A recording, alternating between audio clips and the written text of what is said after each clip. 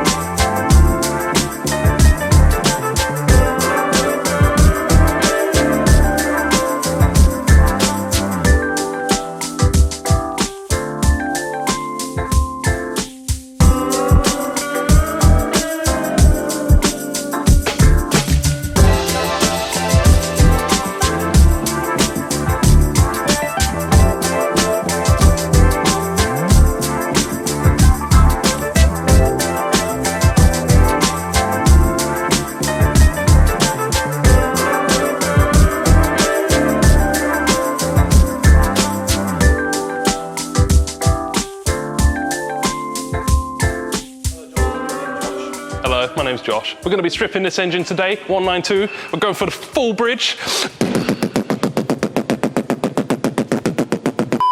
So the engine is out now. We're going to take off all the ancillaries, just so we can get to the engine, take the engine apart, assess the damage, see where we go from there.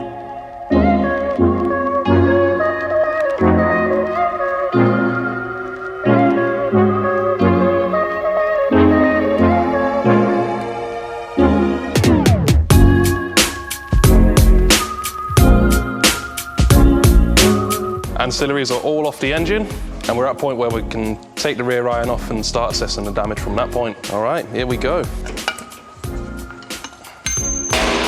There goes a dowel. All right, so we've got a side seal there. The other one's probably somewhere down here. In terms of the iron, not looking too bad for wear. There's no damage, no clipping of the intake or exhaust ports, which is good. And the overall surface, that's perfectly fine. So we can reuse that. We'll inspect the seals one by one. All 3 side seals are intact. Absolutely fine. Corner seals.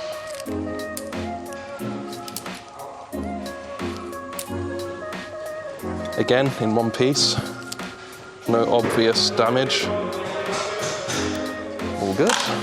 Rotor. Keeping hold of the apex seals. Now the apex seals don't seem that bad. I mean, they'll be obviously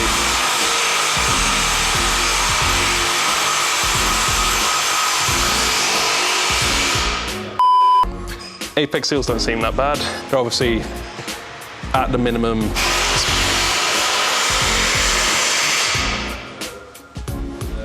It should be at the minimum specification, but obviously we're here, we're going to rebuild them, replace them as part of the rebuild. Side seals again, all intact, and the corner seals. Slide hammer on the dowels. Stop twisting in the dowel. There we go. A persuasive tap on the housing. Oh yes. Now, the housing itself, bit of chattering at the top of the housing, something we'd expect at the sort of mileage the car was at. Yep. In any sort of scenario, you could reuse this, but we're not about that. We want to resurface them, so we'll keep them to one side. More dowels. These are the last two.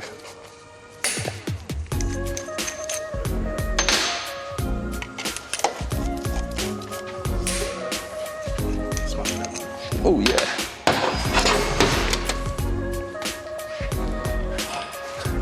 Another persuasive tap on the iron.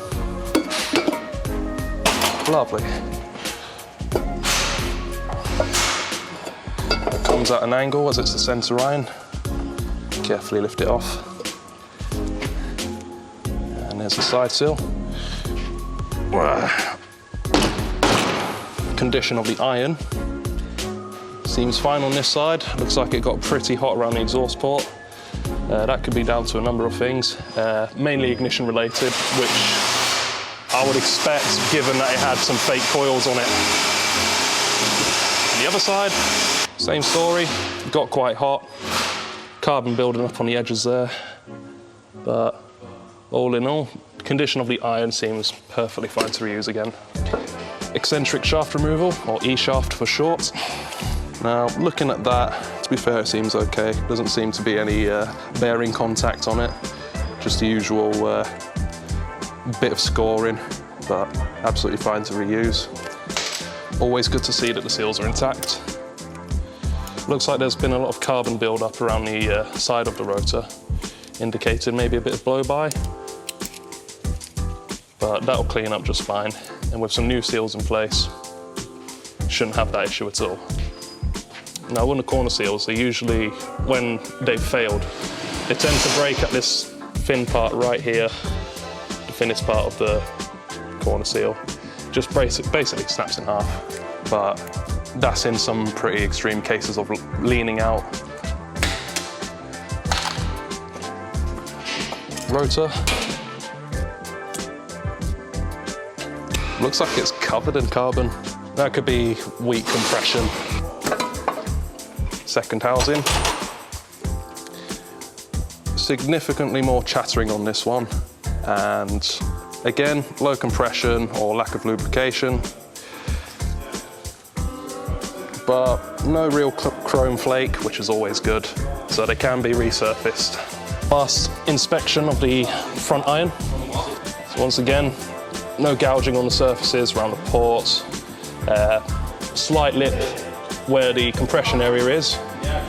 And again, something we'd expect from that sort of mileage. Not an issue. So, all in all, it's a perfectly reusable engine, just wants cleaning. And once that's done, we'll get onto Bridgeporting. But first things first, let's get it all prepped for cleaning, and we'll go from there.